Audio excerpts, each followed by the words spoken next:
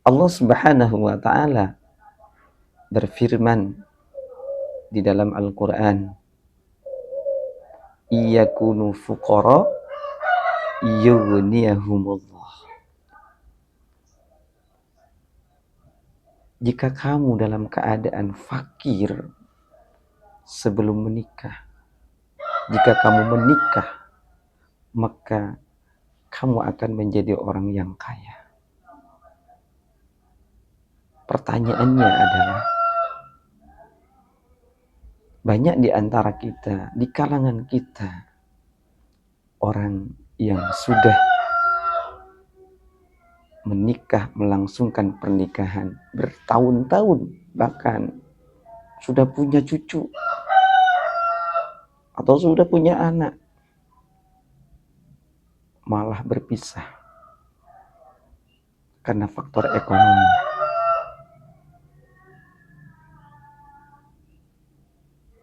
Padahal Allah sudah berjanji di dalam Al-Quran, iyakunu fuqara.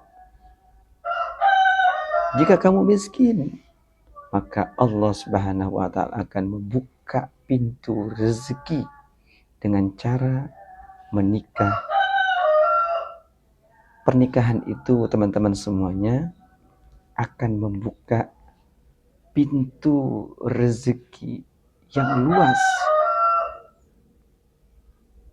Tapi kenapa manusia? Tapi kenapa banyak orang di antara kita berpisah, mengakhiri pernikahannya berpisah, tapi karena faktor ekonomi. Allah Subhanahu wa taala enggak, innaka la tukhliful mi'ad. Allah itu enggak ingkar janji. Tapi yang menjadi penyebabnya adalah karena kita selalu menutup rapat-rapat pintu syukur. Selebar apapun pintu rezeki yang terbuka, jika kita menutup rapat-rapat pintu syukur, maka niscaya seisi dunia pun tidak akan pernah cukup dalam menjalani hidup kita. Teman-teman semuanya yang sudah berkeluarga,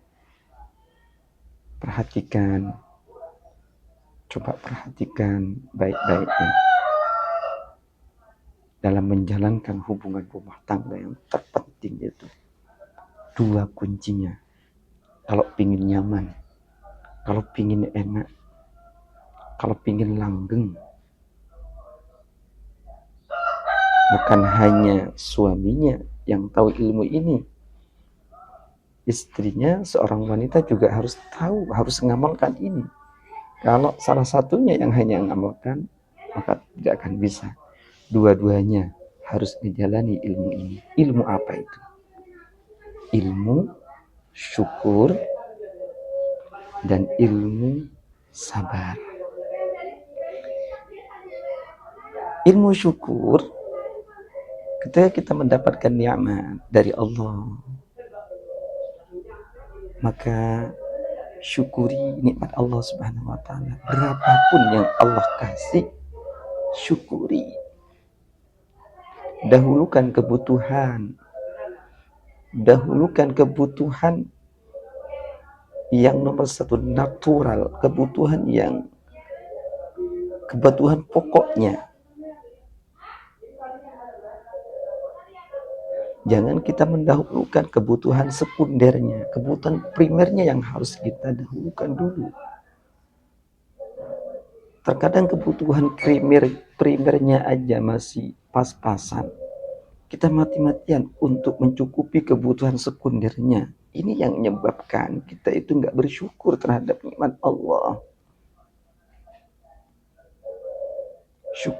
Bersyukur itu, teman-teman, bukan hanya mengucapkan kalimat alhamdulillah, tapi juga diimplementasikan ke dalam kehidupan sehari-hari. mengatur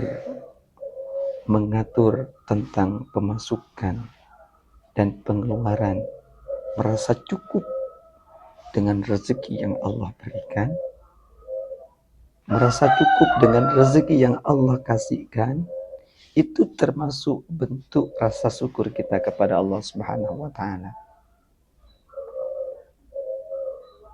Kalau orang tidak merasa cukup, berapapun rezeki yang Allah kasih tidak akan pernah cukup, karena tidak memiliki sifat qanaah, tidak menerima dengan pembagian rezeki yang diberikan oleh Allah.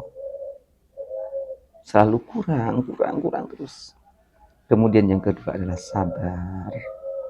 Sabar ketika kita mendapatkan musibah, ketika kita diuji oleh Allah dengan ujian yang buruk. Karena khairuhu wa syarruhu minallah. Karena sesungguhnya hal-hal yang buruk yang menimpa kita, yang menyenangkan kita dan yang tidak menyenangkan kepada kita, hakikatnya itu dari Allah Subhanahu wa taala. Ujian yang buruk, sakit, kekurangan harta, dan semuanya itu semuanya dari Allah. Itu semuanya takdir yang baik untuk kita. Karena tidak semuanya, karena kita tidak selamanya kita ini berada pada kondisi kekurangan. Di suatu saat kita pasti akan mengalami kondisi kecukupan. Tidak selamanya orang itu selalu berada pada kondisi kesusahan.